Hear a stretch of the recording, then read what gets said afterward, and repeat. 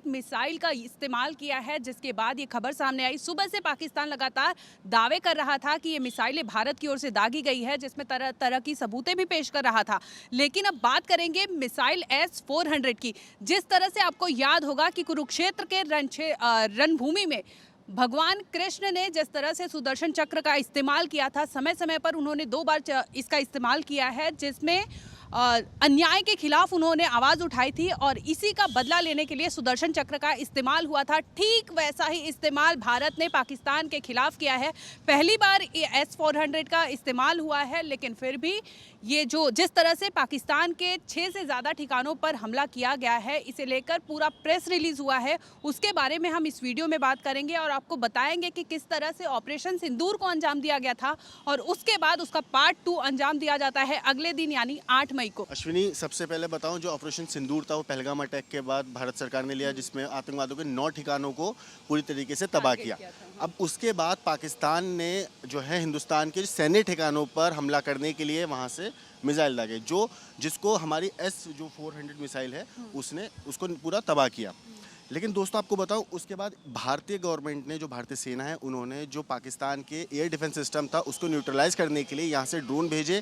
जो ड्रोन तकरीबन 12 ड्रोन थे, पाकिस्तान के 9 अलग अलग जगहों पर वो ड्रोन भेजे गए। जो सैन्य ठिकाने थे उनको, उसके ऊपर जहाँ पे एयर डिफेंस सिस्टम लगा था पाकिस्तान का, उसको न्यूट्रलाइज किया गया। इनमें आपको बता दूं, लेकिन ये भारत ने ये तब उठाया है जब पाकिस्तान लगातार LOC से हैवी कैलिबर की आर्टिलरी वहाँ पे यूज़ कर रही है, जिसमें कुपवारा, बारामूला, उरी, पुंछ, मेंढा, राजौरी सेक्टर इन जम्मू कश्मीर, ये सब जगह पे पाकिस्तान लगातार LOC से हैवी आर्टिलरी से फायर कर रहा था, जिसमें 16 लोगों की जान गई, जिसमें 3 महिलाएं और 5 बच्चे भी शामिल हैं। इसी के बाद भारत सेना ने प्रॉपर इन लोगों को उन्हीं के ज़बान में सिखाने के लिए, उन्हीं को ज़बान में जवाब देने के लिए ये कदम उठाया और पूरा का पूरा एक ऑपरेशन जो था इस तरीके से चलाया कि पाकिस्तान का एयर डिफेंस सिस्टम पूरी तरह न्यूट्रलाइज कर दिया, तबाह कर दिया गया। आपको बता दूं कि सुबह से ये खबरें सामने आ रही थी, सोशल मीडिया पे दावे किए जा रहे थे। इसके बाद पाकिस्तान से भी बयान सामने आता है, जिसमें दावा किया जाता है कि जो ड्रोन का इस्तेमाल हुआ है वो भारत की तरफ से हुआ है। इसके बाद अब बताएंगे कि प्रेस रिलीज में आगे चीज़ें क्या कही गई। 7 मई को आपको याद होगा कि ऑपरेशन सिंदूर को अंजाम दिया गया। इसके अगले दिन यानी 8 मई को इस तरह से पाकिस्तान में घुसकर मिसाइलें दागी गई, जहां पर उन्हें हैवी नुकसान का सामना करना पड़ा है।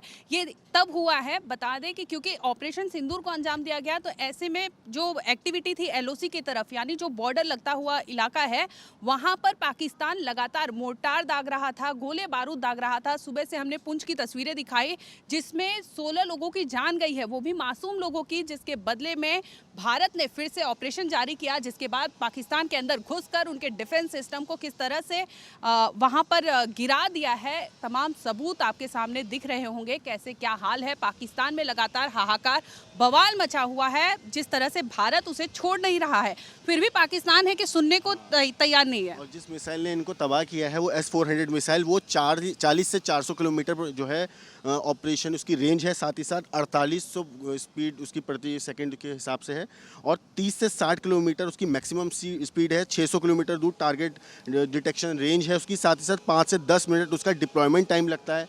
तो ये पूरी खासियत है इस पूरी हमारी S-400 मिसाइल जो हम लोग का सिस्टम है, एयर डिफेंस सिस्टम, इसको करने का। लेकिन अश्विनी, ये सारी चीज़ें होने के बाद क्या लगता है पाकिस्तान सुधरेगा? नहीं, पाकिस्तान मुझे नहीं लगता है वो सुधरेगा, क्योंकि आतंक का ठिकाना ही, अगर आतंक का नाम लिया जाए तो मुझे लगता है सामने आपकी तस्वीरें पाकिस्तान की ही आती है। इसके बाद प्रेस रिलीज का अगला कॉन्टेक्स्ट क्या लिखा था और क्या चीज़ें थी वो पढ़ेंगे अब, क्योंकि 7 मई को इस तरह से अंजाम दिया गया था। उसके बाद से कश्मीर के northern and western India including Avantipura, Srinagar, Jammu, Pathankot, Amritsar, Kapurthala, Jalandhar, Ludhiana, Udhampur, Bathinda, Chandigarh, Nal, Phalodi, Uttarlai and Bhuj using drones and missile, ये लगातार पाकिस्तान अपनी ओर से सीमा LOC को क्रॉस करके ये दाग रहा था, जिसके बदले में भारत भी जवाबी कार्रवाई कर रहा था और एक भी उसकी मिसाइलें या ड्रोन यहाँ पर अपने ऑपरेशन को अंजाम नहीं दे पाई। जिसके बाद आखिरकार ऑपरेशन पार्ट 2 लॉन्च होता है, जिसके बाद आपने देखा होगा कि पाकिस्तान का इस वक्त क्या हाल है। पाकिस्तान में जिस तरह से लोग सड़कों पर नाच रहे हैं, घूम रहे हैं, वो अपने आप में बता रहा है कि पाकिस्तान में इस वक्त का क्या मंजर है।